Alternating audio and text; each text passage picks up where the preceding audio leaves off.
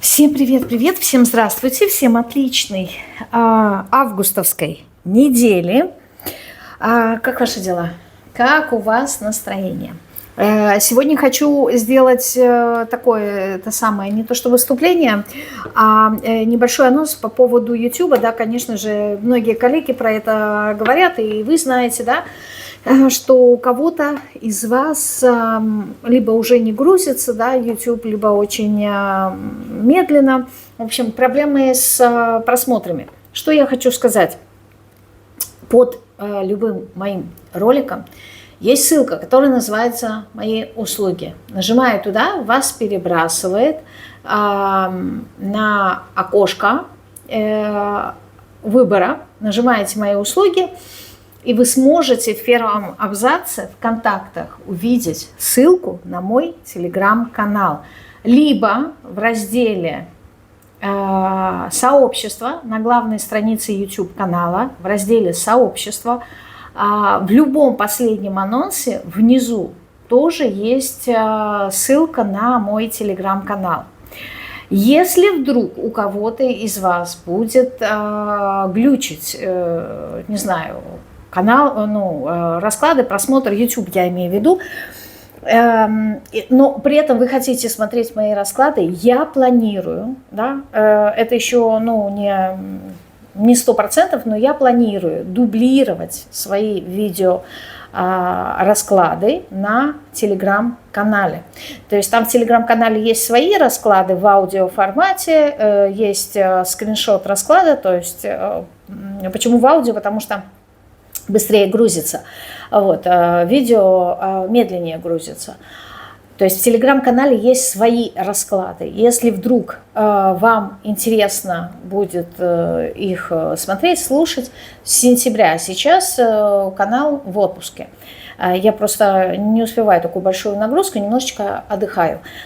Поэтому с сентября месяца, кто не подписан на телеграм-канал, если вы не хотите меня потерять, подписывайтесь на телеграм-канал, и велика вероятность, опять же таки в начале сентября я проведу сначала опрос, посмотрю, насколько подписчики заинтересованы в том, чтобы я дублировала ролики. Почему я про это спрашиваю? Потому что любая энергия, любое действие, оно требует энергию, да, то есть это все энергозатратно. Это кому-то может показаться, что ничего такого страшного, да, берешь, просто перезаливаешь ролик. На самом деле на все уходит много энергии. То есть, как правило, кухню, я не знаю, блогеров, авторов, людей, которые работают, да, в соцсетях, ее не видно. Но на самом деле это все забирает очень много энергии и ресурсов. Поэтому, если я не увижу какой-то заинтересованности, то есть люди будут писать о том, что окей, нас, в принципе, YouTube устраивает, я все вижу, я все смотрю, у меня все показывает, то все останется в силе. Да? То есть YouTube, он так или иначе у меня останется, этот канал в силе. Я так или иначе буду сюда загружать расклады. Сейчас мое, в принципе, обращение к тем, у кого YouTube не показывает. У вас есть возможность подписаться на телеграм-канал, в сентябре не пропустить опрос. И если я увижу, что количество подписчиков телеграм-канала хотят дубляж роликов с YouTube на телеграм-канал, я это буду делать. Если большинство подписчиков скажет нет, тогда я дублировать ничего не буду. В принципе, да, если вдруг там что-то у вас будет с YouTube, и вы считаете, что меня можно как-то, потерять, и наше с вами взаимодействие вам ценно, в принципе, в Телеграме я не буду открывать никакие дополнительные площадки, ни Дзен, ни Рутюб, пока не планирую никакие там платные, я имею в виду Бусти, Патриот.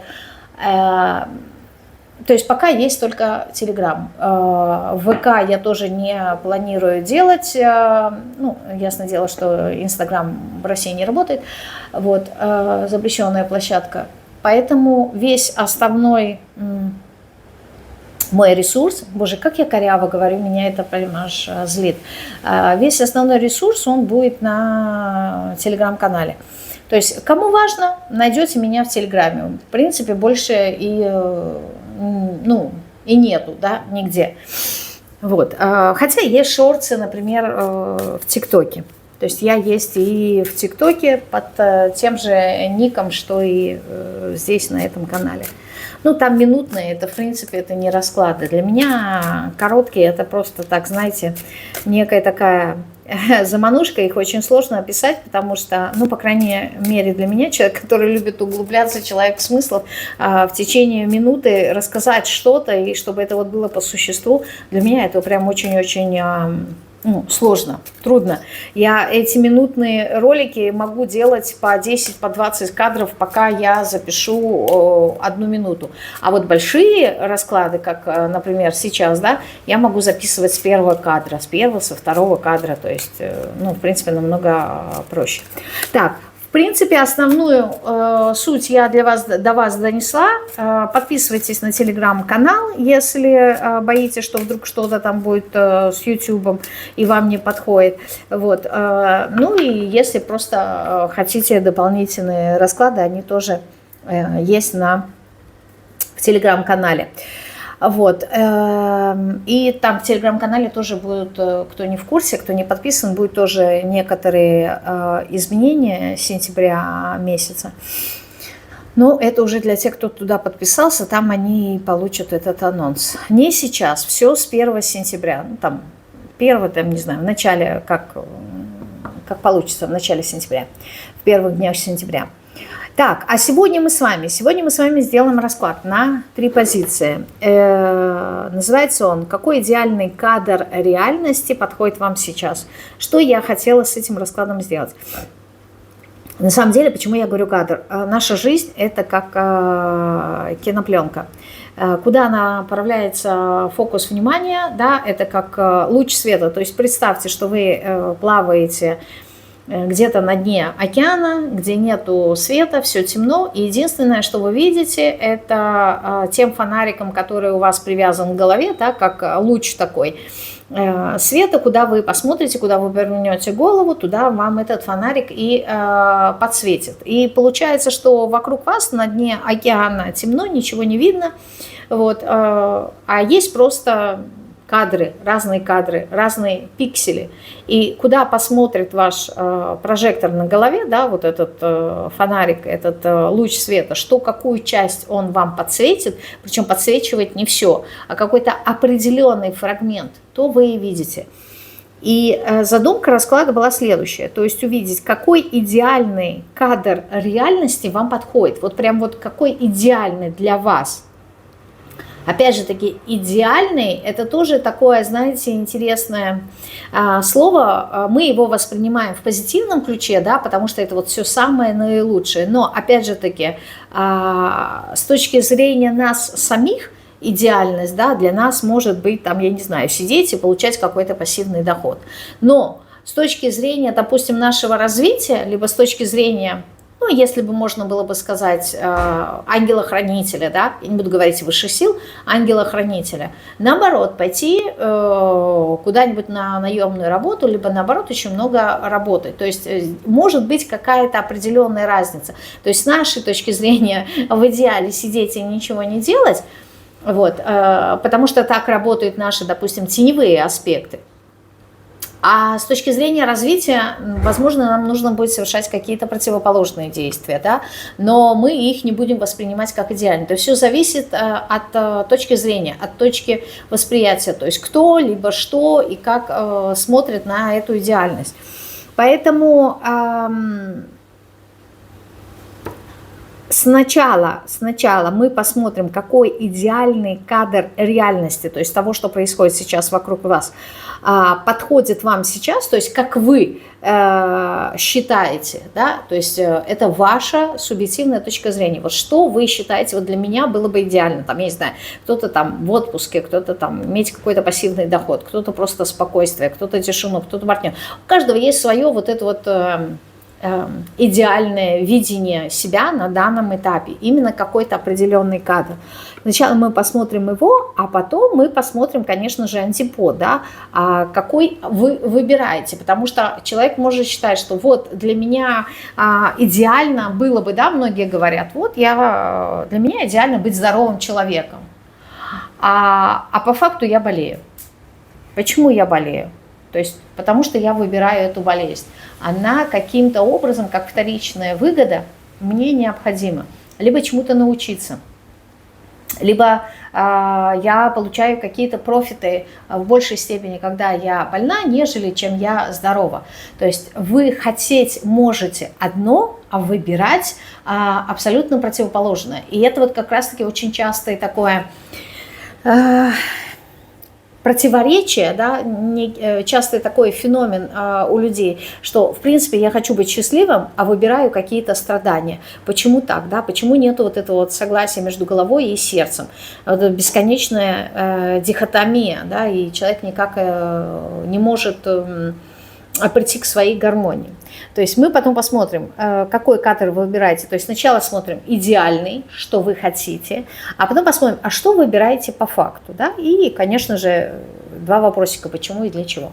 Вот такой будет сегодня мини такой анализ. Не знаю, что из этого получится. Вот. Но задача, опять же таки, подсветить то, что происходит внутри нас. Да? Почему мы выбираем, хотим одно, а выбираем почему-то другое. Хотя, может быть, и другого, да, человека. Вот. И немножко разберемся. То есть прольем свет на этот момент, на эту часть нашего восприятия. Так, думаю, вы готовы. Тайм-коды есть. И мы с вами приступаем. Позиция номер 1. Голубенький камешек. Смотрим. Единички.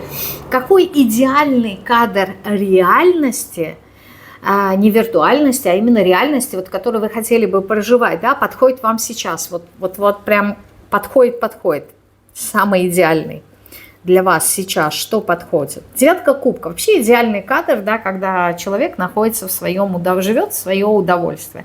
Вот это для вас самое идеальное, да, когда вас никто, в принципе, не трогает. Это аркан, он мне напоминает человека, который, знаете как, сидит в некоторой степени перед монитором и наблюдает. То есть этот монитор, это может быть экран, там, я не знаю, телевизора, это монитор, это может быть окно, когда человек сидит на подоконнике и просто смотрит за окном, да, то есть позиция некого такого наблюдателя, либо там наблюдает в мониторе компьютера, планшета, на каком гаджете что смотрит.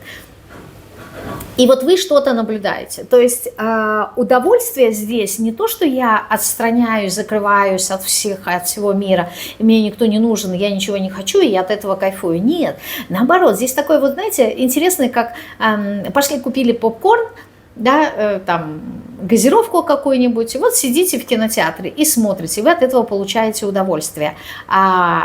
Вы наблюдаете за какой-то активностью.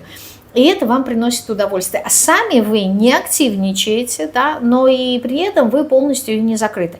То есть здесь получается по девятке кубков вы как будто бы взаимодействуете с миром, но пассивно. То есть что-то происходит, вы не удаляетесь, да, то есть, допустим, вы там наблюдаете за новостями, как-то, не знаю, может быть, мониторите какую-то свою работу, да, что-то, в общем, делаете, то есть ваша активность, она заключается в наблюдательности. Но вот то, зачем вы наблюдаете, типа есть некий такой мир и есть я. И в мире что-то происходит, в реальности что-то происходит, главное, чтобы меня не трогали, главное, чтобы со мной не взаимодействовали.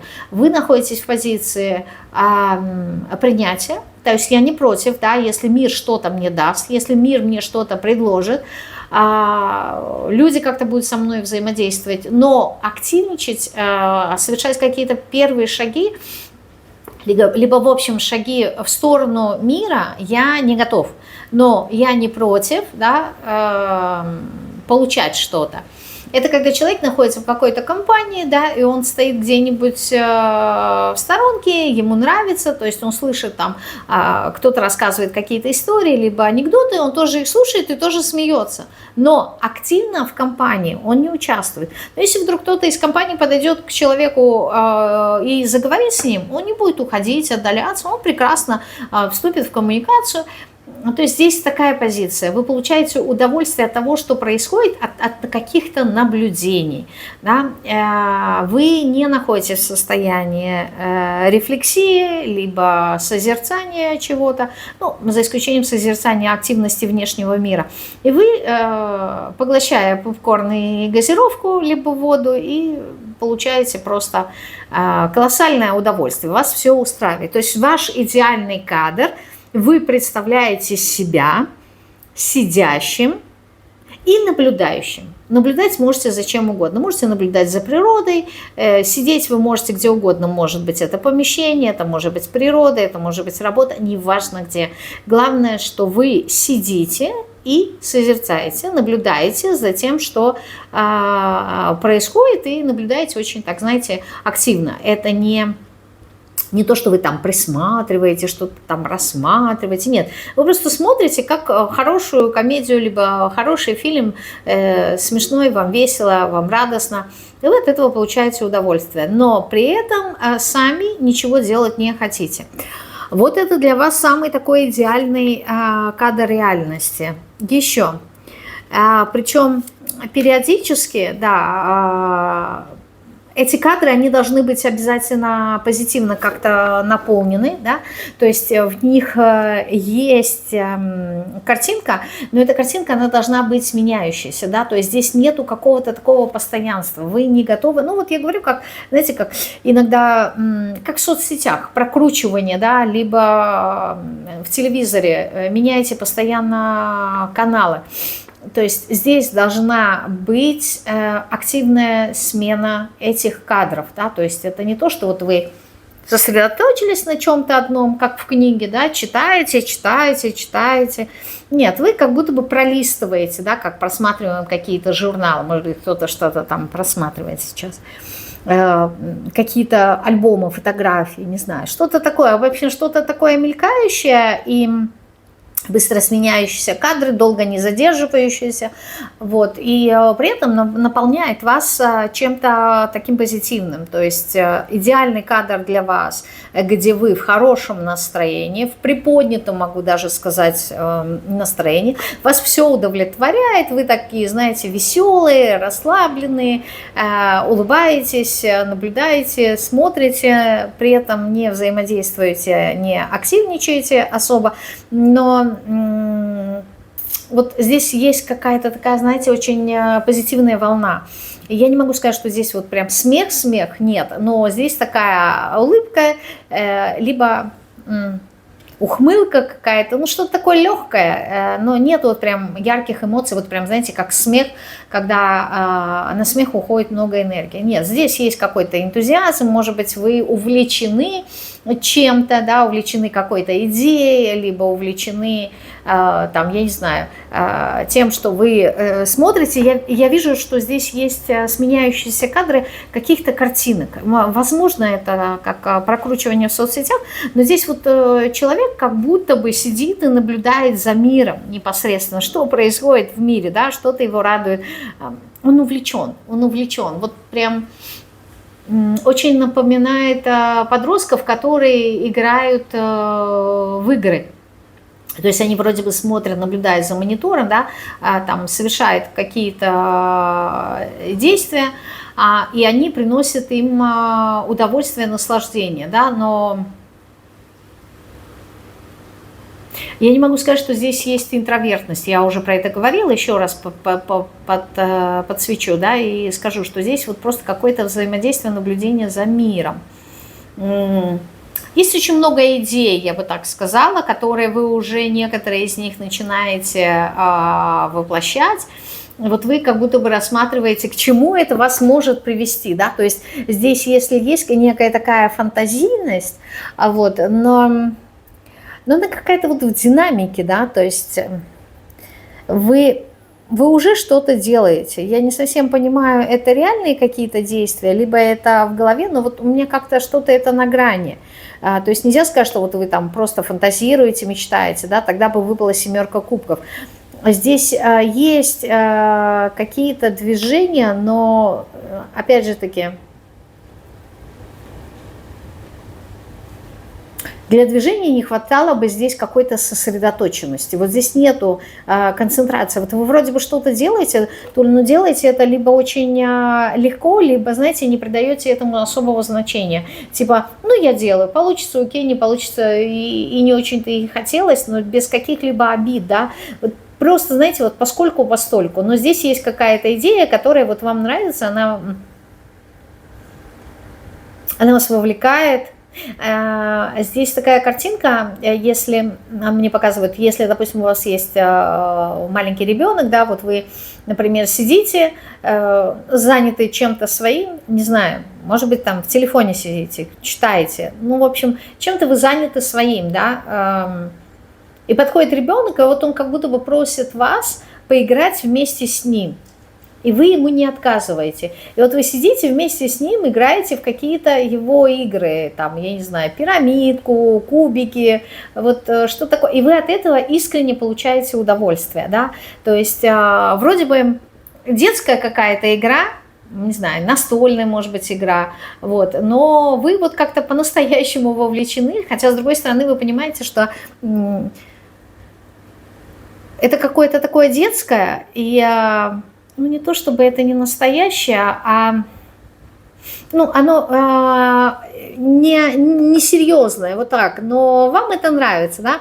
То есть как развлечение какое-то. Вот ваш идеальный кадр – это именно такое состояние, где вам это нравится, вам что-то тут предлагают, что-то говорят, как-то вот вас включает. Возможно, здесь беседы, но здесь нету серьезности, здесь есть юмор, шутки, позитив, какой-то вот драйв, да, активность. Поэтому я сказала, игры, электронные какие-то игры, когда человек включен в процесс, но при этом он понимает, да, дает себе отчет, что это игра, но вот его это вовлекает, ему это нравится. Здесь вот прям активность по рыцарю жезлов идет. И причем это вот какая-то интерактивные действия с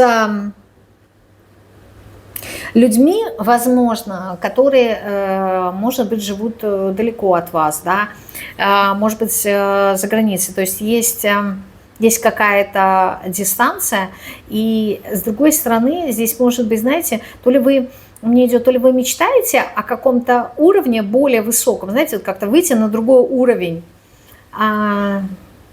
как-то перейти на другую ступень, как получить, да, говоря электронным языком, да, игр, новые какие-то скиллы. И вот вы как-то, не знаю, активно играете, чтобы получить вот какие-то новые умения, что ли, новые возможности. У вас есть желание выйти как-то вот на другой уровень. То есть здесь почему-то еще идет и расширение, как-то расширение сознания. Возможно, вы заинтересованы, да, в каких-то новых умениях, да, что-то в себе преодолеть,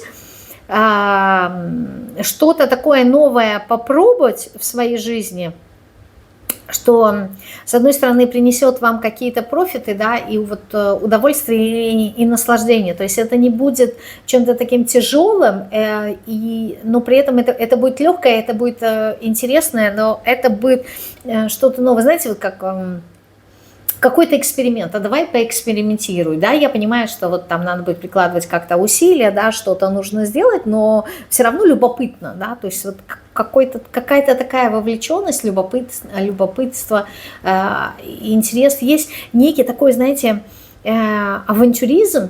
Почему? Потому что здесь нету привязки к какой-то конкретной цели. То есть, если мне что-то не понравится, говорит рыцарь жезлов, я могу спрыгнуть с этого дела, и мне за это ничего не будет, да, то есть нету какой-то ответственности, понимаете, и вот это вот придает легкость, это придает какой-то интерес, то есть вас не привязывает к чему-то. Вот здесь какие-то такие кадры реальности, они для вас были бы идеальны. Да, то есть здесь нету ответственности, здесь есть вот какая-то такая потоковость жизни, но эта потоковость, она не спокойная, размеренная и какая-то вот такая, знаете, затягивающая, мутная, нет, а наоборот, она какая-то активная. Это вот когда реки, вот как водопад. Вот водопад, то есть какие-то воды, которые очень подвижные в горах. То ли, ну я не думаю, что они вот растаяли, потому что если бы они растаяли, они бы вот несли в себе вот эту вот слякоть, грязь, а здесь чистое все. Здесь нету грязи, здесь нету слякоти, нету ничего такого. Здесь вот именно прозрачные какие-то такие воды от водопада, вот, и они вот журчат и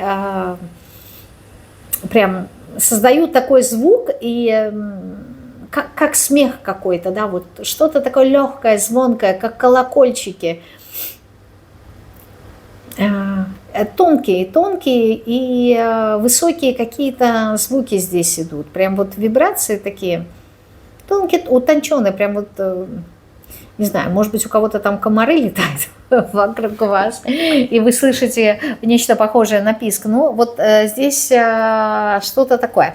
Хорошо, что я углубилась слишком. Так, это идеальный кадр вашей реальности. А какой вы выбираете? То есть, какой вы выбираете? Ну, на самом деле вы и выбираете сейчас эмоции, да, какие-то перемены, вы прям, знаете, как решительно настроены на то, чтобы вот что-то убрать из своей жизни, что вас сдерживает. Знаете, такое ощущение, хочу сбросить какие-то кандалы, хочу избавиться от того, что меня как-то ограничивает, да, то есть выйти из какого-то такого тупикового состояния. То есть, по сути, вот это вот состояние легкости, удовольствия, наслаждения, позитива и радости, это идеально для вас.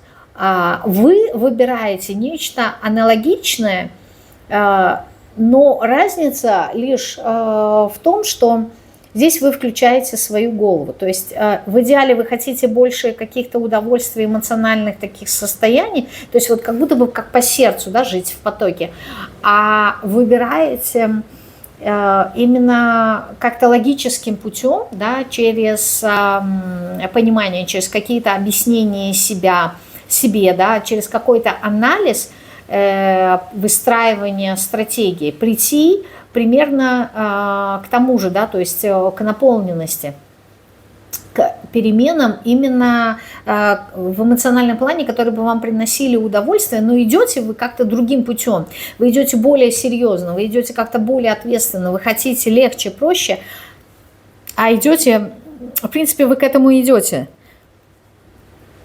И вы выбираете нечто аналогичное, просто способ, он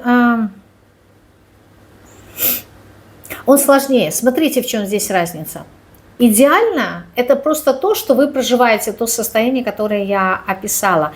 А выбираете именно как прийти к этому состоянию. То есть вы как будто бы путь выбираете. Вот здесь, сейчас по-другому попробую объяснить, вот здесь у вас состояние Б, все, вы это увидели, вот точка Б, и вы в ней находитесь.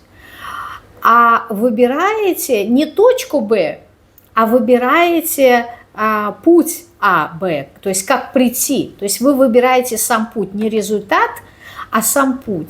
То есть если бы вы выбрали изначально это состояние, вы бы были на нем сфокусированы просто, вы бы не думали, как его получить, вы бы просто уже проживали в этом состоянии. А вы здесь думаете, как его получить, то есть какие шаги надо совершать. И это показатель того, что вот то, что вы хотите вот здесь, да, вы это видите где-то вот отдаленное. Например, я хочу отдохнуть, но мне как будто бы к этому отдыху надо прийти.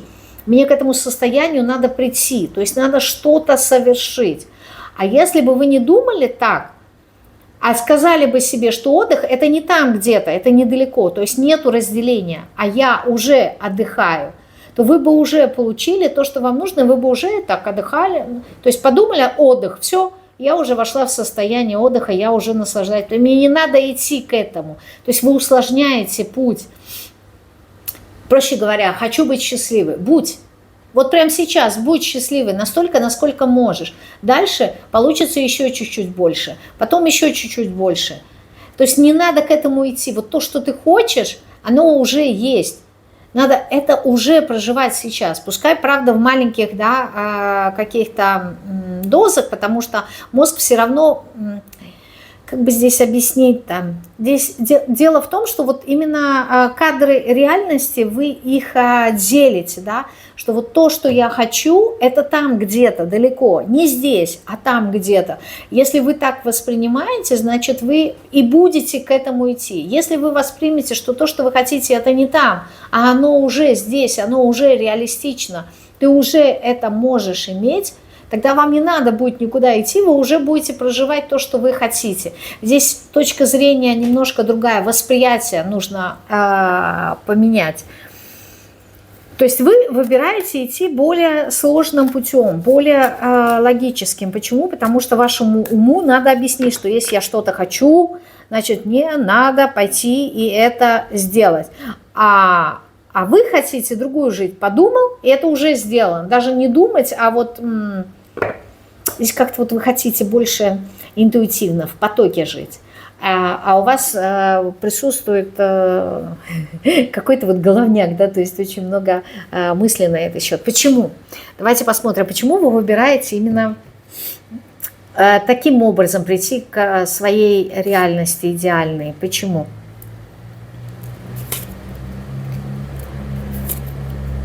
Ты великих аркана.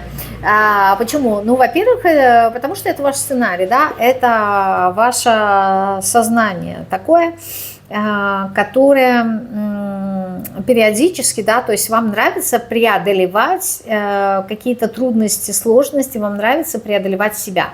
То есть вам кажется, что имея вот это вот счастье, давайте так назовем, ну, условно, вот это вот состояние, да, удовольствия, это слишком просто, это слишком легко. Вам нужно как-то что-то более интересное, более вовлекающее. И интерес ваш заключается в том, что есть какие-то теневые аспекты, да, есть привязанности, есть трудности, есть страхи, есть какие-то сложности, которые вам нравится преодолевать. Тогда вы от этого получаете еще больше, знаете, как вот адреналинозависимые люди, да, я усложню себе жизнь, я это смогу преодолеть, причем то, что вы хотите, это достаточно легко, но не считая аркан мира, да, великий, все остальное, это вот прям вы можете на раз, два, три это все получить. А вы выбираете для себя путь по великим арканам, такой, знаете, вот достаточно судьбоносный, вот вам нравится вот это вот некая такая драматизация, не в контексте драмы, а в контексте умения играть, то есть как я покажу свое мастерство, да, как я покажу свои актерские какие-то навыки этой жизни, да, я придумаю себе вот эти вот сценарии, где надо прикладывать, ну, понимаете, надо прикладывать много усилий, трудностей, сложностей, да, там теневые аспекты, там надо бороться. Одно дело, когда вы просто посмотрите какую-то легкую комедию, ну, хорошо и хорошо, да, посмеялась, и все, и ничего нет. А вам же нужны страсти, понимаете? Вам нужно вот чтобы это был какой-то там, я не знаю, какой-то боевик, а потом это будет романтика, а потом это будет, там, не знаю, какой-то фрагменты триллера, вот, потом какая-то социальная драма, и... Ну ладно, и в конце пускай будет немножко комедии и хэппи-энд, потому что хэппи-энд обязательно должен быть, да, аркан шута указывает на то, что, ну, в конце я могу себя отпустить свободно, ладно, сделаю я то, что хочет моя интуиция, пойду в потоке. Но, в принципе, вам это тоже легко дается, вы можете преодолевать очень легко свои страхи, если вы в эти страхи пойдете, да, если вы захотите. Но здесь, вы знаете, два очень мощных, сильных аркана силы. То есть вы от этого черпаете свою энергию, вы это выбираете, потому что вот таким образом вы чувствуете свою наполненность, вам эти эмоции. То есть вы не тот человек, который, знаете, будет любить какую-то такую размеренность, да, вот особенно если это взаимоотношения с людьми. Ну, когда все понятно, привет, как дела, все хорошо, да, ну, скучно. Вам нужны обязательно страсти. Как это, что это?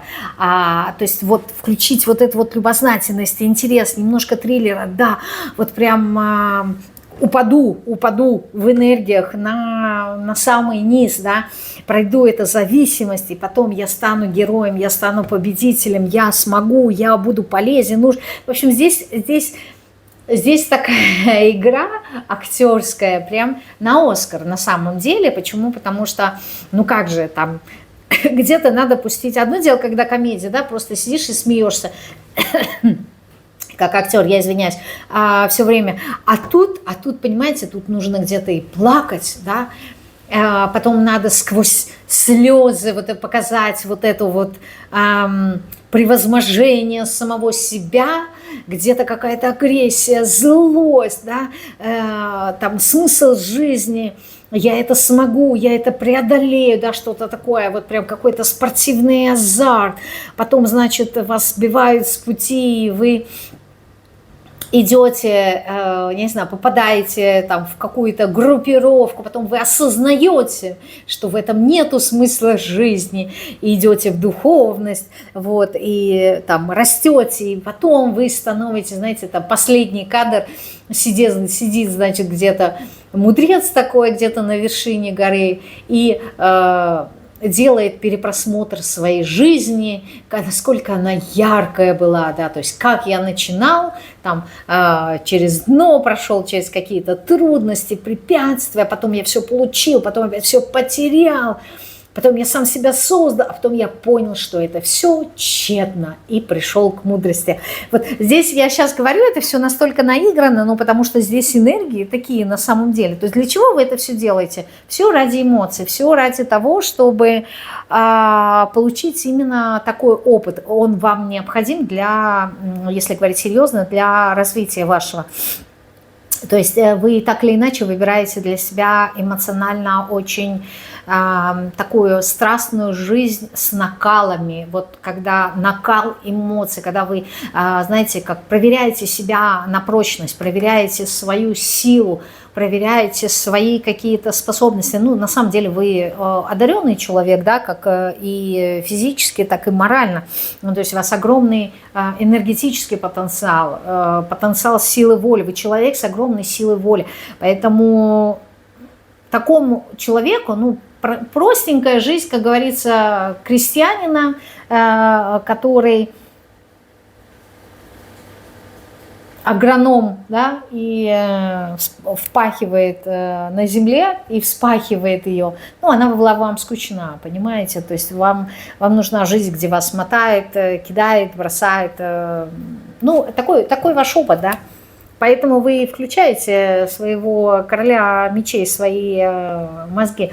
Заметьте, если у вас в жизни вот этого накала, который я сказала, нету, то ваш идеальный кадр реальности, который вам подходит, он и является как раз в позиции наблюдателя. То есть вы должны эти страсти наблюдать вовне.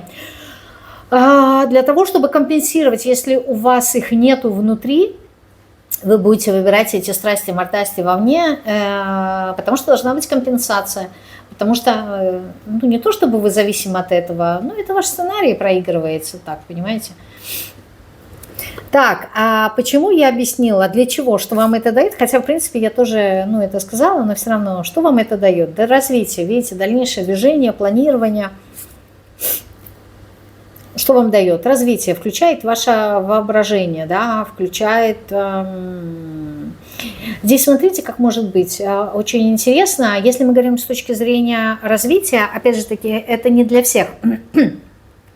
Если мы говорим о умении применять свою силу, да, вот кто выбирает этот путь потенциала, то вы действительно для чего можете прокачать свой прекрасный скилл, умение, воображение.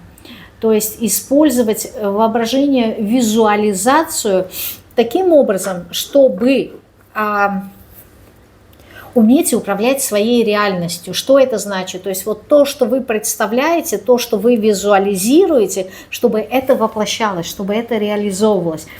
И здесь я сейчас не говорю о каких-то предметах получения, там, дом, машины или еще что-то. А вот, допустим, знаете, визуализация. Хочу, чтобы сегодня день был успешный, да, чтобы все двери были открыты, чтобы вот все, что я запланировала, да, все это сложилось наилучшим вариантом, да, звонки, помощь, какие-то предложения, чтобы вот все было хорошо, да, как по маслу, чтобы все шло.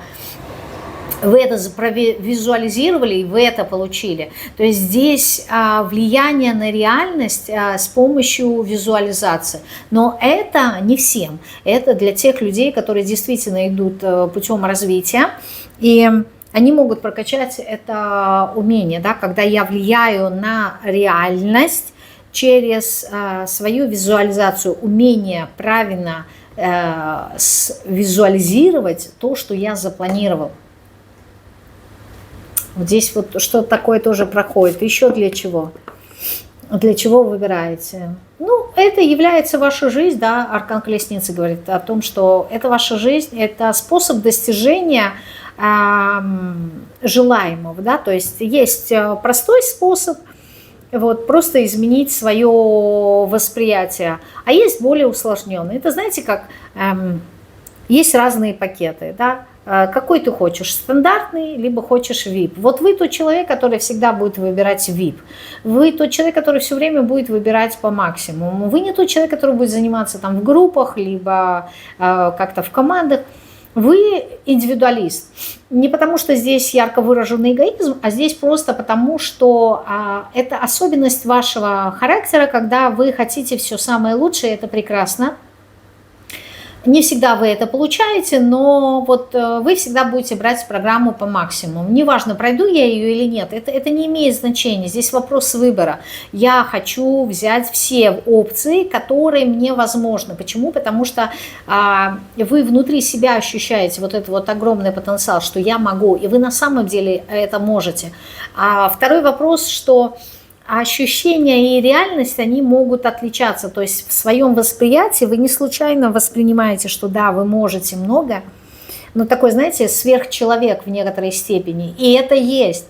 Но в реальной жизни вы можете вообще ничего не делать. Почему? Потому что вот потенциал, это не значит, что он реализуется, да, то есть вот в вас по максимуму все много чего заложено, но не все вам нужно и не все вы умеете, не всем вы умеете пользоваться.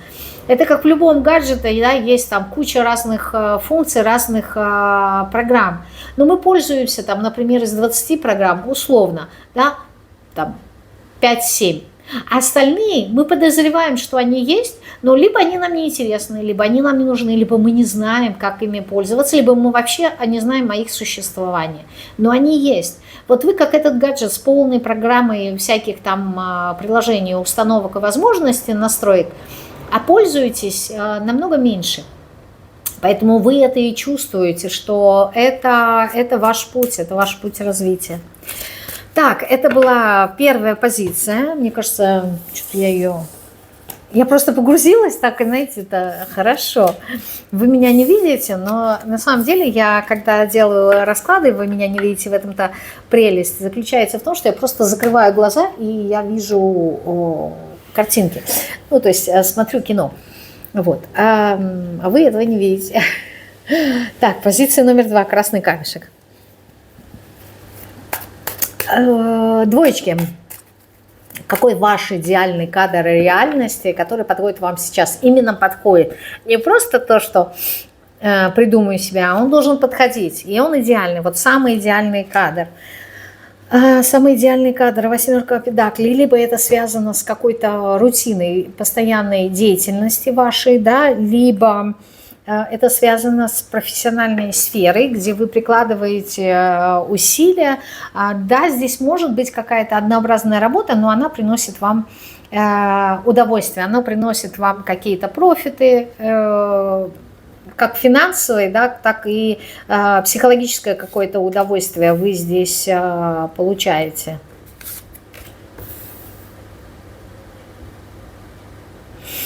Ваш идеальный кадр, он связан либо с финансами.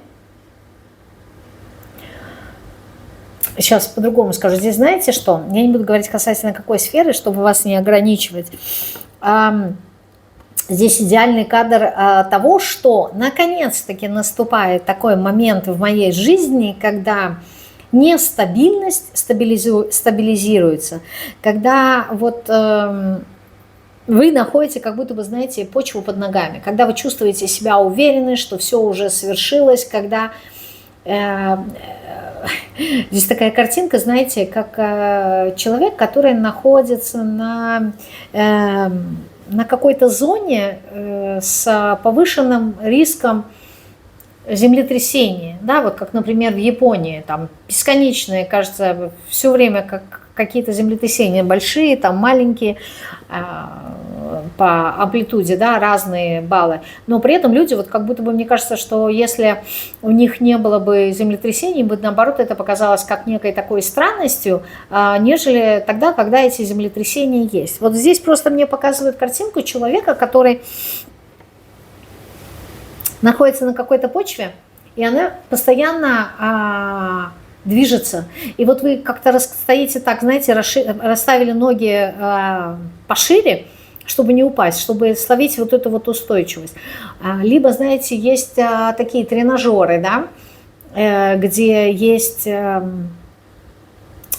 вот как-то площадка, вы встаете на нее, да, и она начинается трясти, но вот эта тряска, она горизонтальная, она не вертикальная. И вот такое ощущение, что вот вас вот так туда-сюда мотает, и вы должны как-то равновесие удержать, да, чтобы не упасть. Вот, а здесь ощущение того, что вот ваш идеальный кадр реальности, который вам подходит, он имеет как раз-таки отношение к тому, когда наконец-таки стабилизируется именно вот эта стряска, когда наконец-таки все уже прояснится и уже все успокоится. То есть не будет вот этих каких-то бесконечных выборов, не будет непонятности, неопределенности. То есть, знаете, человек, который хочет как-то вот заикариться, либо как у моряков. Вот бывает, знаете, люди иногда смотришь, моряки, которые вот прям долгое время находятся в плавании, у них такая своеобразная походка, да, почему? Потому что они привыкли на корабле, там, где качает, чтобы не потерять равновесие, они вот ходят, как мы говорим, да, морской походкой, то есть как-то ноги слишком широко поставлены, и вот они как-то вот переваливаются с ноги на ногу. Вот у вас такое ощущение, чтобы наконец-таки была тише гладь на вашем корабле, чтобы не было вот всяких этих всевозможных волн, и вы успокоились, да, чтобы вот прям у меня мозг вперед паровоза летит, да, то есть мозг, я имею в виду информацию, мне показывает, что да, окей, они это хотят, но на самом деле, если бы они это получили, им бы это было неинтересно. Но не суть. Здесь сейчас мы находимся на том этапе, да, когда я стараюсь вам объяснить, какой идеальный кадр был бы для вас. То есть мне показывают уже наперед всю эту информацию. А для вас идеальный кадр реальности, когда вот все стабильно, когда все понятно, да, то есть я, допустим, если это работа, я работаю, я получаю деньги, причем деньги хорошие, они мне приносят удовольствие. То есть здесь какой-то такой идеальный кадр, человек идет на работу, он там работает, ему все нравится, коллектив прекрасный, все его принимают, я за это получаю деньги. И вот я успокоилась, да, типа, теперь мне не надо тревожиться. Здесь ощущение того, что здесь человек с какой-то такой, знаете, с каким-то тревожным типом характера. Это очень напоминает, знаете, как во взаимоотношениях, избегающий тревожный тип личности, когда он вроде бы и хочет отношения, да, и хочет какой-то близости, но как только видит на горизонте, что мелькает то, что он хочет, он быстро-быстро от этого уходит, убегает, да, то есть включаются какие-то его программы, то есть потребность есть на сближение, а как только сближение происходит, программа включается, и человек убегает. Вот здесь у вас примерно нечто такое, то есть вы хотите этой стабильности, но как только вы видите на горизонте, что все стабилизируется, вы уходите. Потому что вы настолько привыкли находиться именно в состоянии выбора, в состоянии какой-то неопределенности, то есть вам все время жизнь подбрасывает какие-то двойственные моменты, да, когда надо все время в чем-то определяться, там, туда пойти, либо сюда пойти, в точку А, в точку Б. С этим человеком, либо с другим человеком, брать, не брать, покупать, не покупать, хочу, не хочу, надо, не надо, люблю, не люблю. Вот вы все время вот в этой дуальности находитесь, и с одной стороны она вас выматывает, но по сути вот эта вот дуальность, если посмотреть откровенно и честно себе, самому себе в глаза, да, и в свою душу, вы заметите, что вы, вот эта дуальность, она для вас уже является какой-то нормой. И если бы этой нормы уже не было в вашей жизни, да, вот этого выбора, вот этой дуальности, вам было бы уже дискомфортно. То есть вы так или иначе бы создавали, ваш мозг создавал бы для себя вот эту вот дуальность, потому что это вот... Это как, знаете, человек, который привык жить в городе, где, там, я не знаю, условно говоря, загрязненный воздух, да, и вот он попадает неожиданно куда-то в горы, где там чистый воздух, но при этом он очень тяжелый. Ну, тяжело дышать, если это очень высоко в горах. И вот вы думаете, блин, надо быстрее в город вернуться, да, потому что, ну, как-то здесь вот хоть чистый воздух, ну, не привык я к этому, да, надо идти. Либо люди привыкли, допустим, условно говоря, пить воду из-под крана с хлоркой, а когда ты пьешь действительно там ручниковую, чистую какую-то воду, тебе кажется, блин, чего-то мне не хватает в этом вкусе, да, и вы как будто бы это не выбираете. Не-не, я вернусь к своей хлорке любимой, да, типа, ну, там все понятно, все известно, мне привычно. Понимаете, то здесь какая-то такая энергия, то есть вы стремитесь в идеале к некой такой стабильности, как-то хотите ее стабилизировать, причем на долгосрочной основе, но вы это не получается. Здесь также идеальный кадр реальности может быть связан с тем, что вы хотите свой уже какой-то, либо здесь идет как подготовка, либо уже есть это. Здесь я не могу сказать по времени как. То есть либо кто-то подготавливается к этому моменту, либо уже кто-то достиг какого-то своего мастерства, и он хочет выйти уже на другой уровень. То есть, допустим, если это мастерство, уже иметь своих каких-то учеников, то есть передавать свои умения. Десятка педаклей говорит о том, что человек достиг уже чего-то, и он хочет выйти на другой уровень, чтобы, допустим, вкладывать. Допустим, набрал, у него есть деньги, да, теперь я хочу идти на расширение, на масштабирование, научиться во что-то вкладываться, да, чтобы иметь еще больше денег. То есть вот здесь такое, либо вкладываться, допустим, в своих учеников, да, передавать какие-то знания, чтобы этих учеников стало больше, чтобы они какую-то вашу теорию, ваши знания несли в массы. То есть одно дело, когда один человек, а другое дело, когда эти знания 10 человек будет рассказывать. Да, вот здесь уже идет масштабирование. То есть здесь есть желание как-то выйти на другой уровень, но не для того, чтобы начать заново сначала, а вот как-то, знаете, вложиться во что-то, чтобы масштабировать то, что вы уже умеете, то, чего вы уже достигли. И здесь кто-то либо на этом этапе находится, либо кто-то подготавливается к этому этапу, но он очень близок уже. Вот это вот ваш идеальный кадр реальности на сейчас, то есть касательно мастерства и профессиональной сферы. То есть если единички кайфуют, то вы... Правильно философ должен отдыхать. Вы здесь трудяшки такие, да, работаете, надо работать. Как сменились энергии? Обычно двойки про любовь и все такое, а тут вот прям про работу и про удовольствие от этой работы, да, либо вот как-то устаканилось, чтобы реальность, то есть не только работа, восьмерка педаклей у нас указывает на быт, на реальность, если кто-то не работает, да, ну, либо домашняя какая-то работа, то есть жена дома работает, да, сидя домашние дела делает для семьи. Вот как-то хочется, чтобы вот семейное положение тоже здесь как-то устаканилось. Но не финансы, а именно взаимоотношения между людьми, да, вот в семье, чтобы они были вот как-то сплоченные. То есть здесь человек прикладывает много усилий, чтобы что-то изменить. Либо в профессиональной сфере, либо именно с семьей. Вот когда есть уже семья, не надо ее создавать, она уже есть, эта семья. А какой, это вот ваш идеальный, вот вы себе так представляете. А какой кадр вы выбираете сами? То, что вы представляете, а какой кадр вы выбираете? Давайте посмотрим.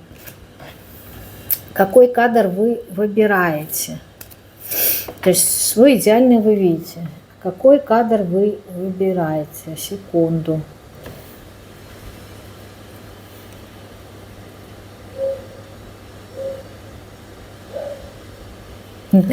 Вот смотрите, вы выбираете то, что я сказала, да? Вы выбираете некую такую стабильность, которую вы здесь хотите прийти, да, потому что вот все эти землетрясения, встряски, они вас и стресс, они вас уже достали. А вы хотите перемен, туз пентаклей. Вы хотите чего-то такого нового, каких-то новых шансов. То есть идеал для вас стабильность, а выбираете вы изменения. Причем изменения вот там, где можно как-то, знаете, проявить себя, заявить себя, но с точки зрения как-то эмоций. Сейчас попробую вам объяснить по-другому. То есть вы выбираете какие-то перемены, которые... То ли вы что-то здесь реализовать хотите, то ли здесь какие-то благоприятные изменения, но не на уровне финансов, да, либо семьи. Здесь вообще про семью не говорится, а здесь в большей степени как-то себя. То есть здесь акцент идет на проявление себя в социуме, на заявление себя. То есть вот как-то больше, я бы сказала, работа над собой, над своим характером, да, над своей самостью и проявление себя в социуме каким-то образом. То есть, возможно, есть какие-то идеи, ваши какие-то желания, которые вы хотели бы реализовать, и вы выбираете те кадры, где есть возможность и реализовать то, что вы хотите. То есть есть некий такой потенциал на улучшение, но здесь улучшение именно себя самой, что ли. То есть вот как будто бы ваши какие-то амбиции, либо ваши какие-то желания, они должны приносить вам удовольствие, они должны вот вас как-то наполнять, что ли.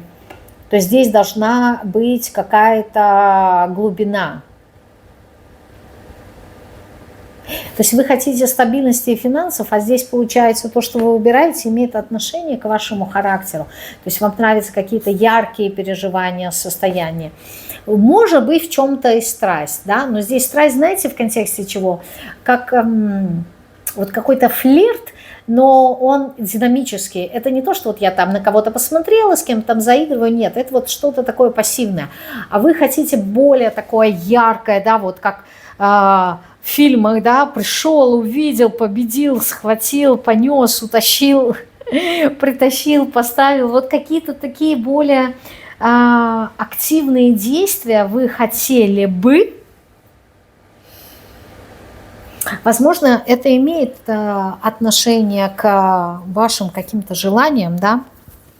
Я здесь не исключаю. Но вот здесь желание как-то больше проявлять себя, показывать себя, вот как-то какой-то храбрости, что ли, яркости, общения, взаимодействия, вот как-то проявлять себя более самостоятельной, более независимой.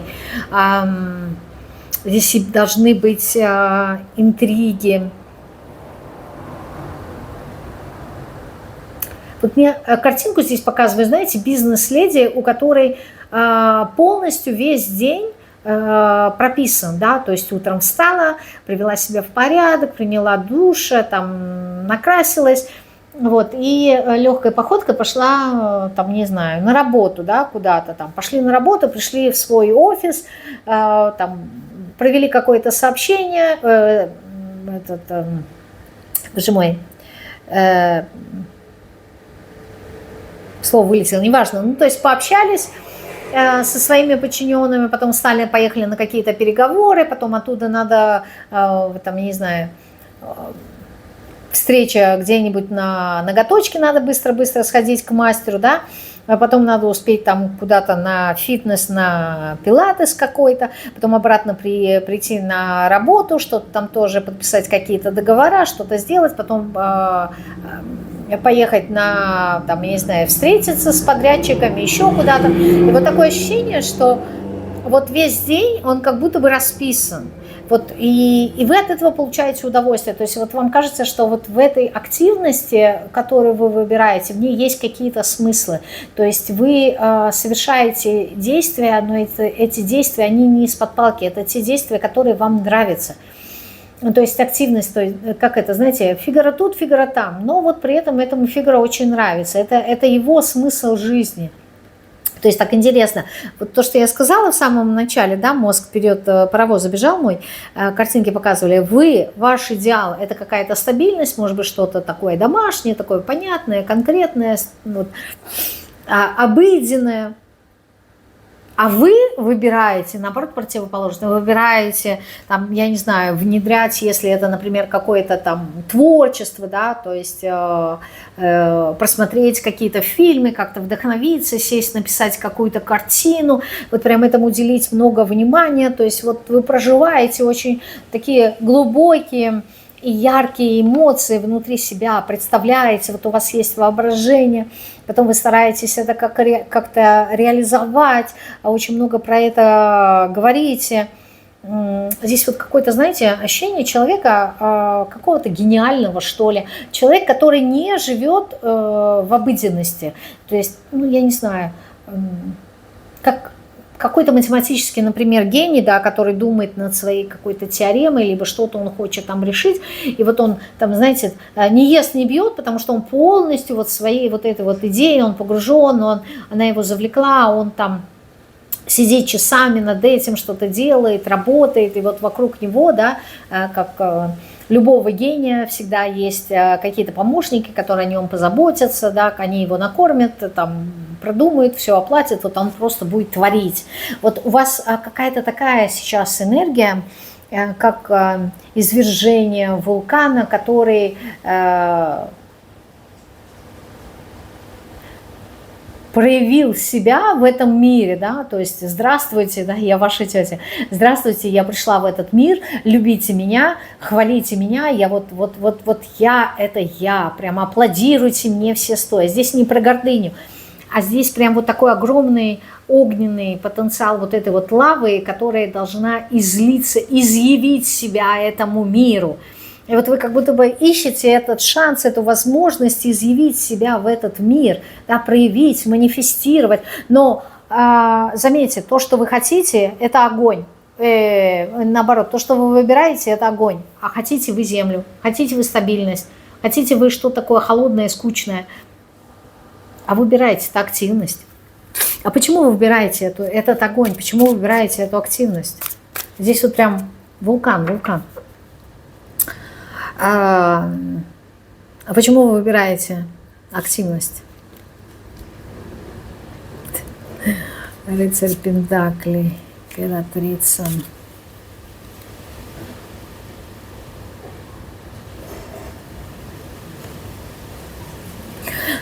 Почему вы выбираете? Потому что в этом есть становление вас, особенно если смотрят меня женщины, да, а не мужчины. То есть, если смотрят мужчины, то это как будто бы вот какая-то программа очень важной женщины в вашей жизни. То есть, либо это мама, да, так приучила. То есть, здесь какую-то программу вы проигрываете. А если вы не мужчина, а женщина, то здесь получается так, что вы выбираете эту активность, потому что, ну вот по факту, вы хотите прийти к этому статусу. То есть достичь каких-то успехов, все я поняла, в финансовой сфере, все я поняла. То есть, чтобы получить вот этот идеальный кадр, вам изначально нужно как будто бы кем-то стать. То есть, чтобы быть вот этим мастером, вам нужно сначала стать этим мастером. И поэтому вы выбираете вот эту вот активность, да, проявлять себя, чтобы прийти к некой такой ступени мастерства, то есть к какому-то некому определенному статусу. И потом уже в этом статусе вы уже сможете быть вот в этой стабильности. То есть здесь ощущение того, что вот к этой стабильности вы можете прийти изначально. Это вот как будто бы, я не знаю, у вас есть 3 ступени. Третья ступень – это вот это, а вы находитесь сейчас на первой. То есть вам еще придется первую, вторую пройти, и только после этого вы придете вот к этому, к своему желаемому, да, то есть вот к этой стабильности.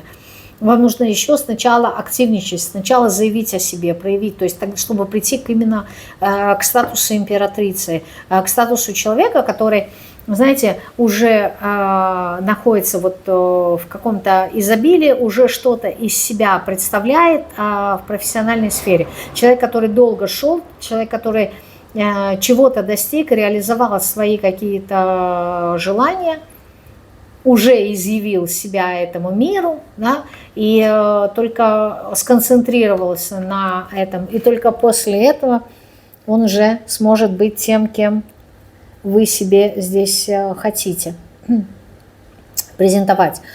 Так, почему мы поняли, да, вы активничаете? Для чего вы выбираете? То есть почему? Потому что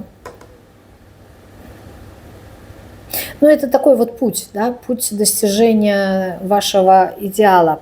Для чего? А для чего вам вообще вот в этот идеал-то прийти? Для чего? Ну, потому что это стабильность, потому что тогда вам будет спокойно. Это как, знаете, какое-то логическое завершение ваших трудов. Вот я сказала завершение, заметьте, да, и у нас сразу появились четверки, у нас сразу появилась некая такая стабильность.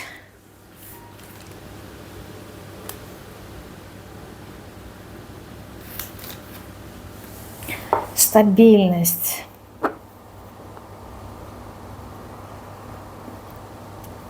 Сейчас, секундочку, у меня есть какая-то мысль в голове, я не могу нащупать.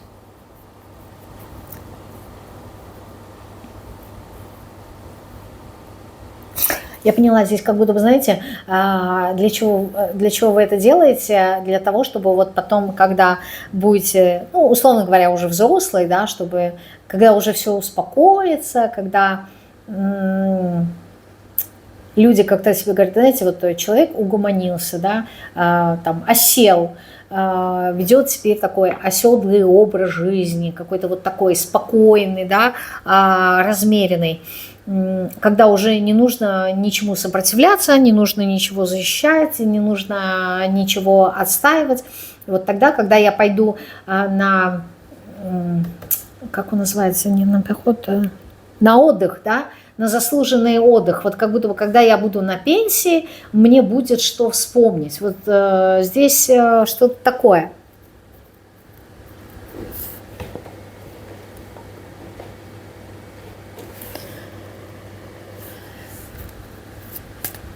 То есть здесь получается ответ для чего? Для чего? Чтобы было потом что-то вспомнить. Для чего вам вот эта стабильность? Для того, чтобы потом в этой стабильности можно было ну, как-то отдыхать. Такое ощущение, что вот будет какой-то пассивный доход, и ну, один из вариантов, да, например, пенсия, и я тогда смогу расслабиться. То есть сейчас как будто мне нужно много работать, много себя показывать, заявлять, все такое, то есть активно вести какую-то свою жизнь, какой-то активный образ жизни. Смотрите, вот как я и сказала, да, 3 ступени. Первая ступень, вторая ступень и третья, то, к чему вы вот так вот придете, да, тогда я приду к какому-то спокойствию. Я просто, почему была пауза? Здесь у нас выпало 2 четверки, да, четверка – это стабильность, и буквально вчера слушала одну философскую лекцию, вот, и пифагорейцы считали, что, ну, 4 – это по-гречески будет тессера, то есть тетрада. И вот тетрада то есть четверка для пифагорейцев приравнивалась к слову телепория. Телепория это когда человек мучается, да, то есть вот четверки у нас это квадрат, несколько четверок вместе это куб, а куб это ассоциация с землей, да, то есть вот квадрат, четверка. и куб, он сидит на кубе, а куб это у нас Земля. И у нас получается, что все, что связано с четверками, все, что связано с стабильностью, имеет отношение к Земле, а Земля в материальном, да, проявлении души в этом мире, это приводит именно к трудностям, к мучениям каким-то. То есть жизнь души, да, получается на Земле, это через какие-то трудности и сложности. И здесь, привязывая к тому, что я хотела сказать, для чего вам это все? Для того, чтобы вот потом прийти именно к состоянию тому, что все эти трудности, все эти сложности, они остались позади. Они остались позади, и все, я теперь могу отдохнуть. Только вот я как-то не...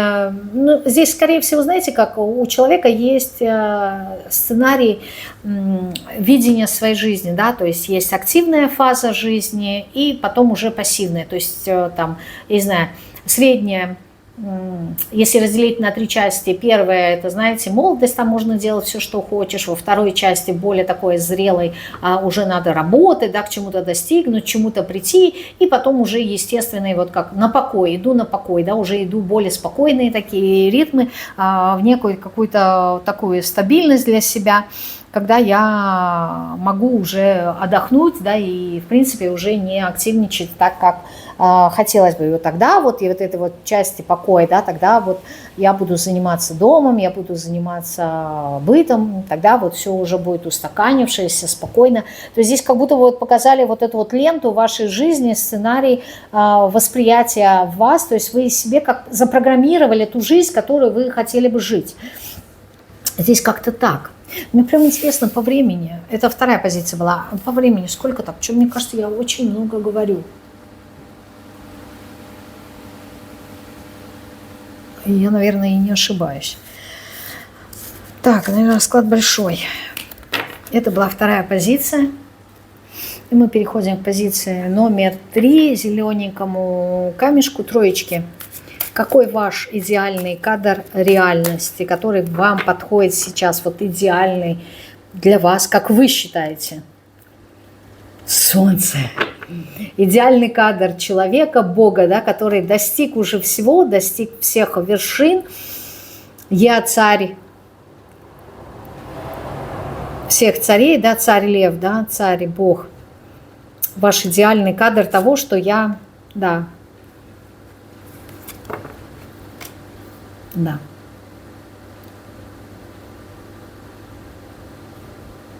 Я пришел к свету, да, я вышел, я преодолел все вот эти вот непонятные моменты, я справился, я смог, я выстроил себя, я сделал себя сам, и я сделал себя таким, либо такой, какой я хотел.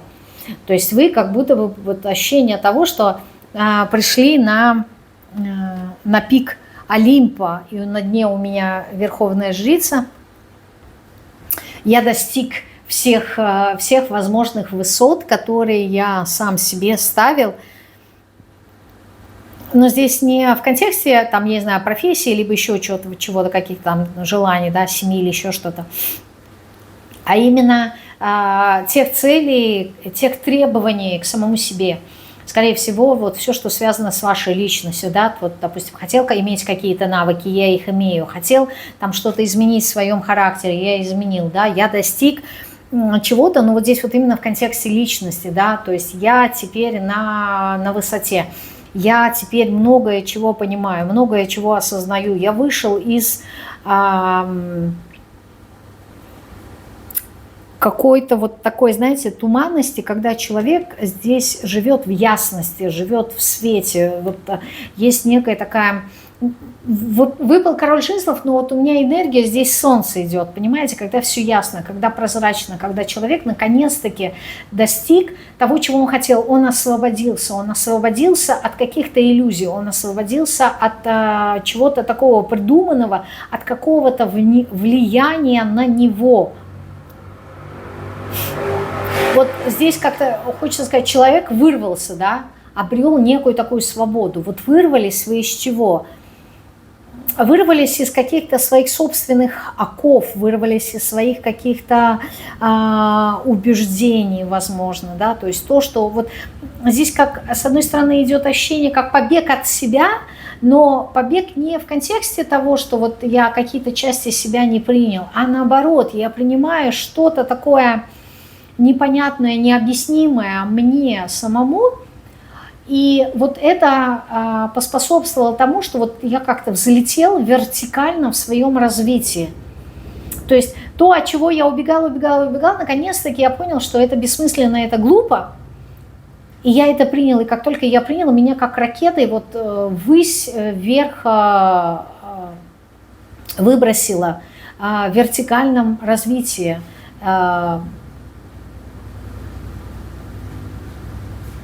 Как-то, я не знаю, как объяснить. Там, мне просто картинка такая, знаете, человек жил на земле, и вдруг к нему пришло какое-то осознание, какой-то инсайт, его сразу выбросило как-то на небеса, и он находится на другом уровне, то ли это другой уровень духовности. В общем, вокруг есть только свет. И такое, знаете, чистое сознание. Наконец-таки человек как что-то прояснил для себя, что-то понял, в чем-то определился, что все наконец-таки стало светлым, ясным, все стало на свои места, и я просто есть свет. То есть человек как будто бы, не знаю, как, может быть, утратил свою материю, ну, то есть утратил свое тело, утратил свое материальное восприятие, и он стал чистым сознанием. Вот что-то такое, здесь какие-то такие аллегории идут. То есть то, что он строил, то, к чему он шел, он наконец-таки в этом разобрался, он наконец-таки это понял, и это помогло шагнуть ему на вершину Олимпа, да, то есть на какой-то вот прийти к своему пику своего, я не знаю, своей личности. Но здесь это еще и параллельно идет с каким-то освобождением. То есть, понимаете, не просто там я сижу гордыня, я сижу на этом троне, да, и я царь и бог, и все поклоняйтесь мне. Нет, здесь нет такого. Здесь вот как будто бы человек как получил, как очистился, что ли, как это... Знаете, бывает у человека, вот он долго-долго думает, решает какую-то задачу, он не может решить ее, он не может понять, он не может в ней разобраться. А потом вдруг что-то такое происходит, и все встает на свои места, и человек говорит, вот, все, теперь я понял. И мне так хорошо становится, мне становится спокойно, и что-то внутри меня начинает светиться изнутри. И, наконец-таки, я все вижу так, как есть, без приукрас, без обманов. То есть теперь я понял.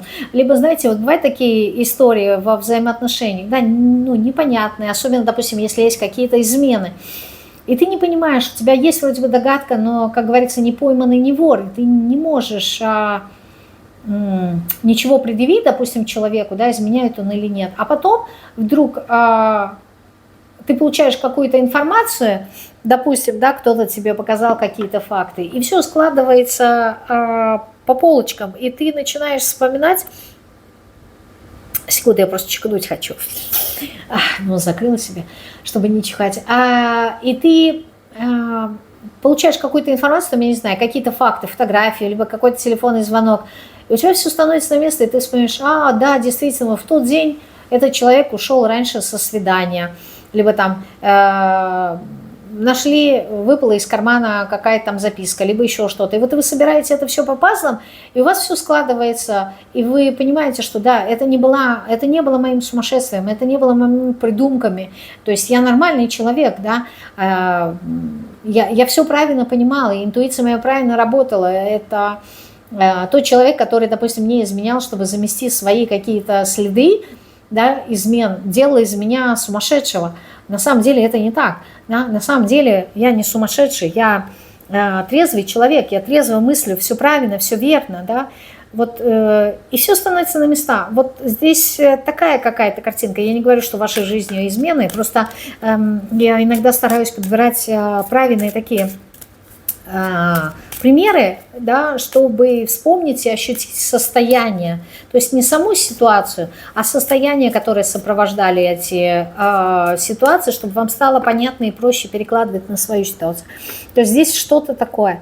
Вот это вот ваша идеальная реальность. Да? Наконец-таки я добился, наконец-таки я получил то, что я хотел, то, к чему стремился. А что вы выбираете сами? Вот это ваш идеал. А что выбираете сами?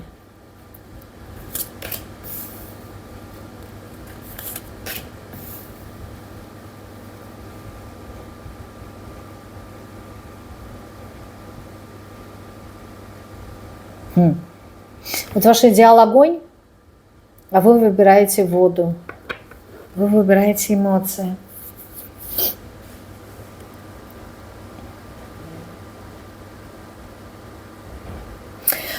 Выбираете вы какой-то такой путь очень тяжелый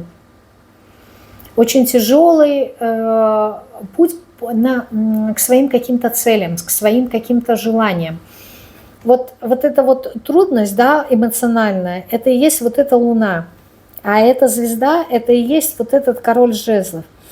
Здесь получается так, что вы выбираете свои какие-то идеалы, свои цели, свои желания, свои мечты, какие-то надежды, но идете к ним как-то очень трудно. Вот она луна. Вы выбираете почему-то трудный путь. А трудность заключается, здесь акцент даже не на десятку жезлов, что это трудно, а акцент на королеву кубков. Ну, то есть какая-то, знаете, здесь идет разрушительная энергия внутри вас. Вы по каким-то непонятным мне причинам выбираете путь разрушения себя. То есть вы идете к своей цели, но разрушая эмоционально. Знаете, как-то вот, когда морально и эмоционально себя выматываете.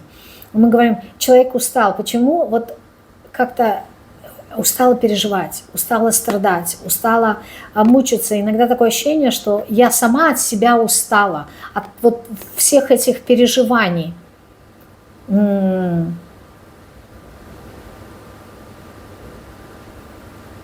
И вот эта вот луна, она и есть. То есть здесь, понимаете, в чем проблема этой луны? В том, что вы не понимаете, здесь нету объяснений, почему вы выбираете именно таким образом прийти к своей мечте. Здесь проблема не в мечте, а именно в способе, который вы выбираете. Вы сами себе его объяснить не можете. Знаете, вот как есть у человека фобия, там, я не знаю, страх высоты.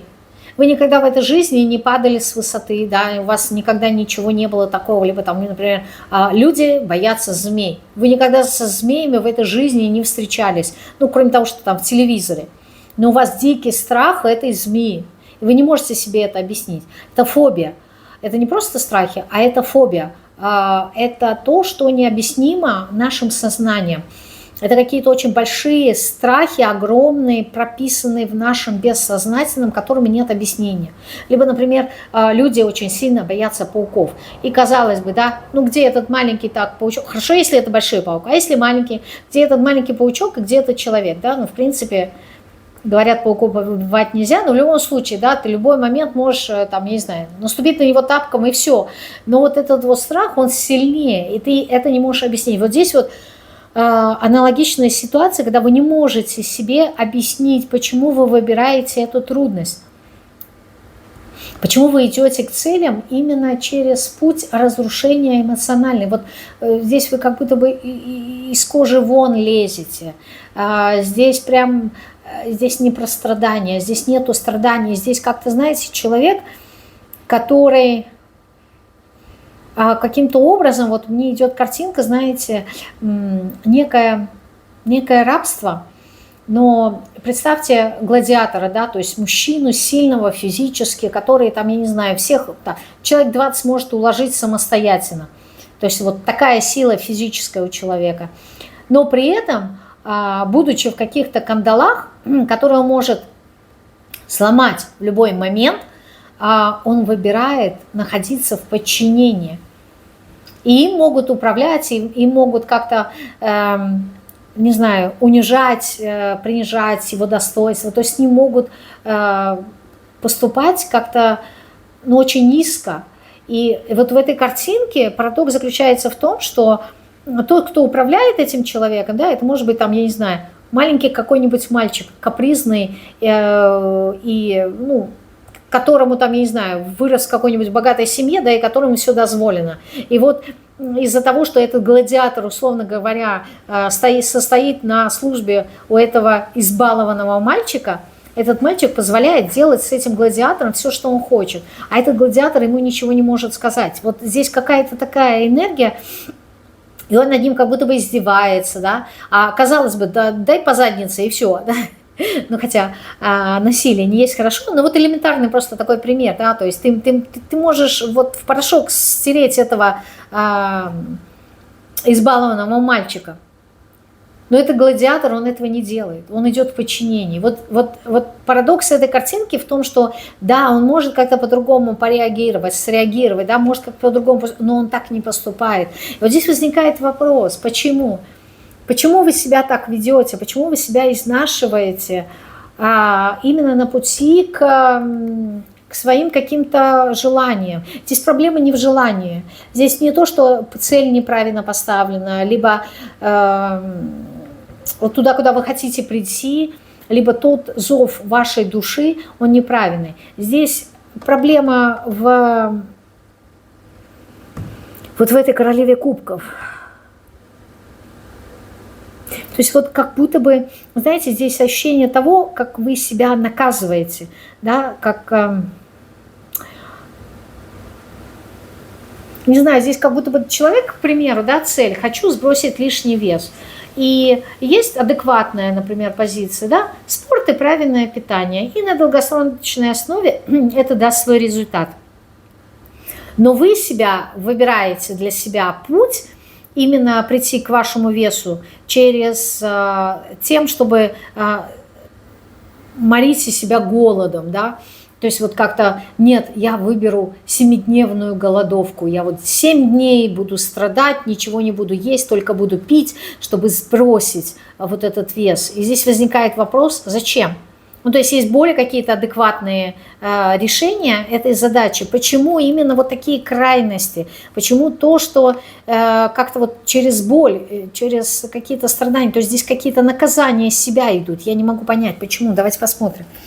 Почему вы выбираете именно такой путь? То есть здесь такое ощущение, что вот как будто есть у вас программа, чтобы прийти к этому королю жезлов, да, к этому солнцу. У вас есть программа, которая говорит о том, что к солнцу можно прийти только через страдания. Вот чем больше ты это выстрадаешь, тем больше это будет заслужено. Такое ощущение, что вот если просто прийти, ну, не знаю, выстроить правильную стратегию и совершать шаг за шагом и работать, вы также придете к этому. Но нет, вам нужно...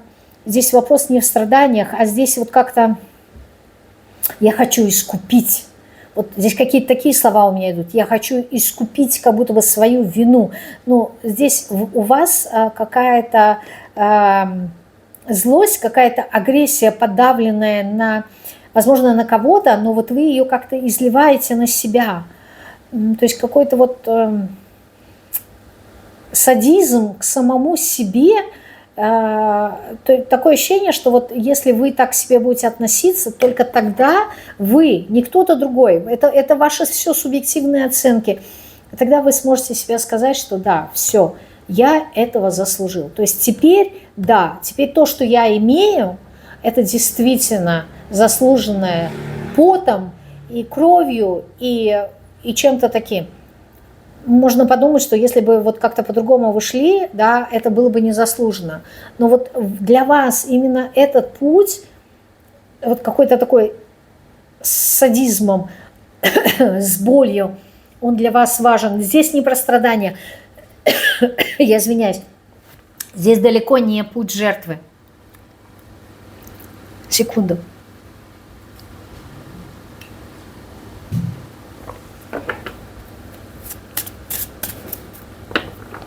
Аж горло пересохло. То есть здесь не вы не тот человек, который будете страдать, вы наоборот тот человек, который как-то больше себя наказывает, нежели другого. То есть если произошла какая-то ошибка, вы берете на себя ответственность, всю вину на себя, хотя, например, ошибка зависела не только от вас, и можно было разделить вину на двоих, потому что оба виноваты. Но вы вот полностью берете на себя эту ответственность. И вот такое ощущение, что у вас очень высокий болевой порог. Напишите мне потом в комментариях. То есть вы тот человек, который, особенно если вы женщина, вот если у вас были какие-то роды такие, знаете, велика вероятность, сложные какие-то роды, там, не знаю, по 2 суток, да, либо прям боли, либо, ну, вот какие-то осложнения были. Вот это как раз-таки про вас. И вот я вот как-то мучаюсь, но я не буду принимать, например, там обезболивающее. Вот вы тот человек, который, нет, я буду болеть, пускай лучше у меня болит, но я не приму никакие лекарства, да, вот оно само пройдет. Вот что-то здесь связанное у вас с болью, я не могу понять, но именно через боль, причем эта боль, вы сами ее выбираете, понимаете, это есть общее суждение, что жизнь – это страдание, это боль. Но это вот общая какая-то программа, а вы ее осознанно выбираете. То есть если бы стоял выбор выбрать жизнь без боли и страдания, либо с болью и страданием, вы бы выбрали с болью и страданием. Почему? Потому что вот так как будто бы, не знаю, вам самим понятнее становится, что вы как-то вот себя уважаете вот за это. То есть я преодолела эту боль, и теперь я заслуженно. Вот мне идет все такое ощущение, что вот вы что-то заслуживаете. Либо, причем это, знаете, это не перед кем-то. Здесь, если есть какие-то родительские сценарии, то вам уже не важно как таковое принятие родителей, сколько вы зациклились именно на том, что надо все время доказывать. То есть такое ощущение, что, вы знаете, вот вас как будто бы родитель уже простил в чем-то, к примеру, а вы все равно вот делаете все, чтобы он вас простил. Он вам говорит, да я тебя уже все простил, уже все хорошо. Вы говорите, нет, я недостаточно мучился, мне надо еще помучиться, чтобы доказать себе, что я вот, да ты уже мне все доказал. Нет. Вот понимаете, вот какое-то такое здесь отношение идет. В чем здесь фишка? Почему вы выбираете такое? Ну вот из прошлого, видите, из детства. Колесо фортуны. Здесь какой-то этот сценарий. Ну вот, в принципе, что я и сказала, да, 5 мечей. Здесь какой-то сценарий самонаказания, самобичевания. То есть вы любой ценой я приду к тому, к чему я должен прийти. Я добьюсь. Здесь ощущение того, что вот какое-то, знаете, состояние аффекта. То есть здесь идет помутнение сознания, когда у вас включаются вот эти программы. То есть вы становитесь реально неадекватным человеком. Я не хочу вас обидеть, да, то есть диссоциируйтесь от того, что я говорю. Представьте, что я говорю не вам, а какому-то другому человеку, а вы просто наблюдаете за ним со стороны, потому что неприятные слова очень сложно принимать, и у меня не стоит задача там кого-то обидеть, а у меня стоит задача показать вам. Поэтому сделайте проекцию, представьте какого-то воображаемого друга, и вот как будто бы я ему говорю сейчас эти слова, чтобы вам не было так обидно. Такое ощущение, что здесь человек сам себя разрушает, и это какой-то сценарий. И я не удивлюсь, если, допустим, бы меня смотрели мужчины, да, и здесь были бы такие мужчины, которые, не знаю, прошли прям войну, причем война не как выбор, да, когда вот я выбираю, не то, что пришло какая-то повестка, да, а наоборот, я выбираю там военную школу, я выбираю самые трудные, я выбираю там экспедиции там, в какие-то экстремальных ситуациях, там, на север, где там минус, условно говоря, 150 градусов, да, то есть ну невозможно жить. То есть вот человек, который выбирает какие-то экстремальные такие моменты выживания, то есть с одной стороны, поэтому я показывала вам пример с гладиатором, то есть человеком, как берсерки какие-то, да, то есть человек с огромной физической силой, но вот как-то сам себя наказывает. Здесь есть моменты самобичевания, садистское какое-то такое ощущение, и чем больше вы себе больно делаете, вы сами себе... Здесь... вы все время себе что-то доказываете. Почему-то вы считаете себя, не знаю, то ли нереализованным человеком, то ли никчемным человеком. Вот здесь вот этот сценарий, мне надо доказать, что я человек. Вот мне надо доказать, что я не слон. И вот вы себе все время доказываете, я не слон. Это и не слова. И вы доказываете это все время через поступки. И вы все время делаете больше, чем кто-то другой. То есть если вы работаете, например, как это может выражаться на работе, вы будете работать сверхурочно, и вы будете говорить, не надо мне платить, я так это сделаю. Да? Вот почему-то вот какие-то такие вот болезненные моменты, и вы себя не щадите. Вот здесь есть вот это то, что я говорю, садизм, и это не случайное слово, потому что вот в нем есть вот прям какие-то такие наклонности, да, может быть, в подростковом возрасте, да, у вас было такое, знаете, членовредительство себе, ну, правда, это крайности, но в любом случае. Есть такое в психотерапии, да, когда причиняет своему телу определенные, как бы так правильно сказать, думаю, вы поняли, да, болевые моменты, как наказание, но на это вот прям как болезнь какая-то, вот, как отклонение от нормы, но здесь вам в этом как раз еще и не помогает тот момент, что у вас высокий болевой порог. То есть если бы у вас был низкий, да, вам сразу было бы больно, и вы бы, не знаю, как-то меньше себе вредили. А здесь, получается, вы боль можете терпеть, и поэтому вы еще больше себе причиняете боль. Но это вот какой-то сценарий. И поэтому здесь вот эта вот заслуга, да, когда я приду уже к этому моменту, когда я могу сказать себе, все, я от этого освободился. Вот то, что я говорила, освобождение, это вот от этой боли, которую вы сами себе причиняете. То есть все, больше уже ее причинять не надо. Я уже от этого освободился. То есть я уже искупил. Что вы тут искупаете? Я не знаю, но здесь вот какие-то такие энергии. Для чего вы это делаете? Почему вы это делаете, я сказала, сценарий. Для чего вы это делаете? Вот, верховная жрица. А фиг его поймешь, да? Тайна, покрытая мраком. Здесь какая-то, что-то здесь идет однозначно из прошлых отношений. Хотя, может быть, и из отношений, из прошлых воплощений. Здесь вот эта вот луна, здесь что-то такое неосознанное, это непонятная вам программа, это бессознательно, вы это никак не можете осознать. И это подсветить никак невозможно. Потому что это очень глубоко сидит. И здесь не то, чтобы это вот в этом воплощении какая-то программа психологическая, это что-то, вот то, что я сказала, искупление. Возможно, это искупление чего-то из прошлых ваших жизней. А искупляете вы в этом. То есть, потому что чувство, что вы с этой программы спрыгнуть не можете. Ну, не получится. Вот что бы вы ни делали, там, психологу, психотерапевту пойдете, не получится. Почему? Потому что, ну, вот это вот как часть вашей жизни. И вот вам как будто бы надо этот путь пройти, хотите вы этого или нет, надо вот это вот как-то искупить. Я не знаю, как карма какая-то, очень болезненная. Для чего вам это все? Вот сказала карма, страшный суд. Ну, вам это часть вашей жизни.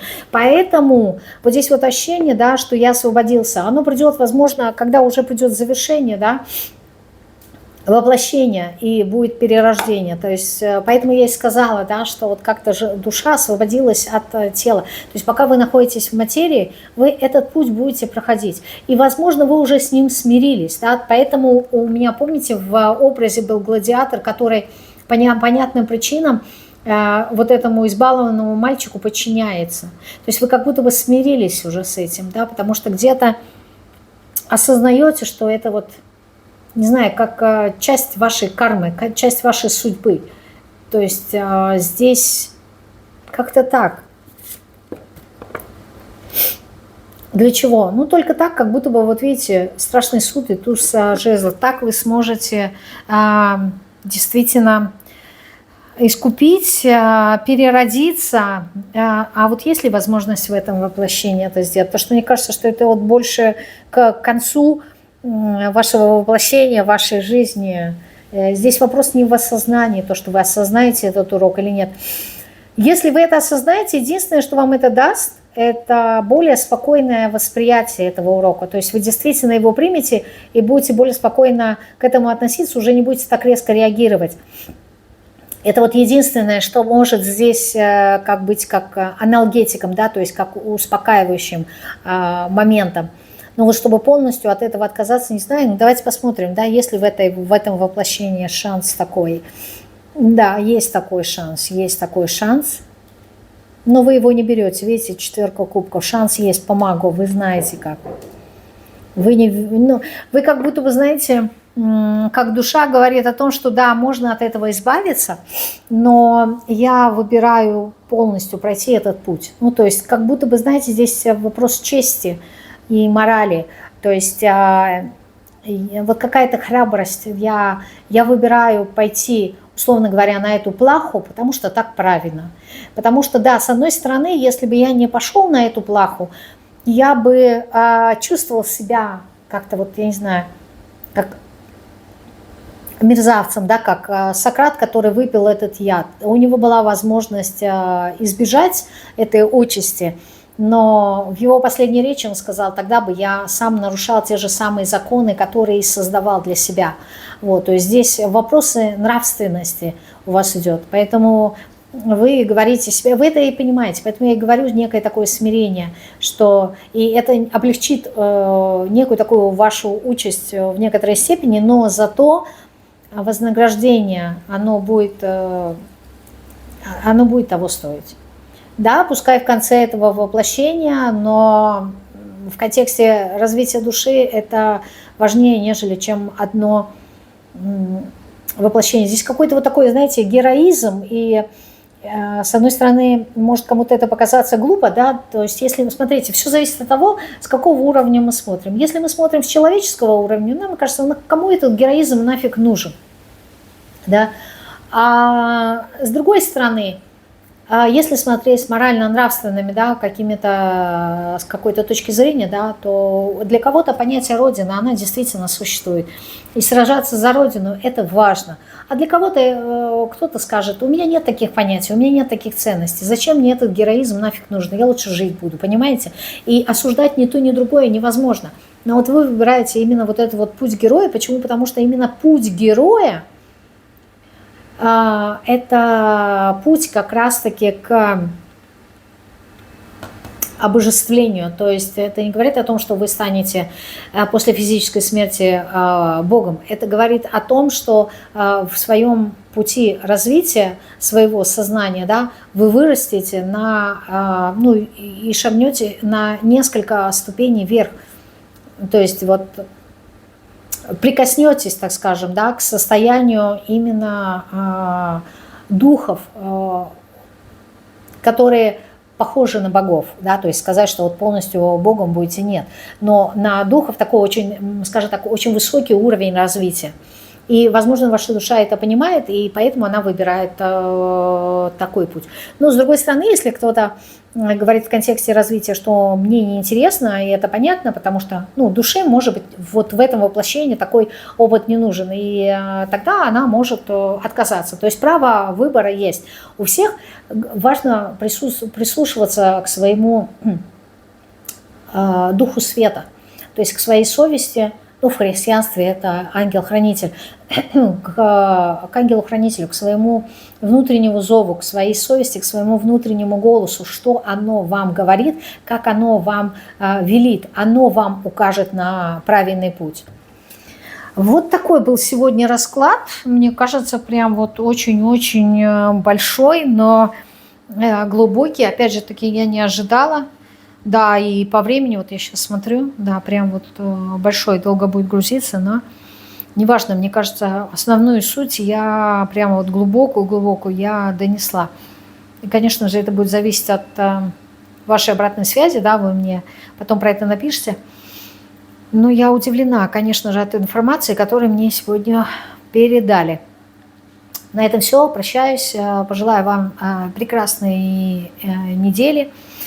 Вот, всего вам самого наилучшего. Помните, что если не хотите меня терять, да, и если у вас проблемы сейчас уже есть с YouTube, вы можете подписаться на мой телеграм-канал. Прощаюсь, всем пока-пока.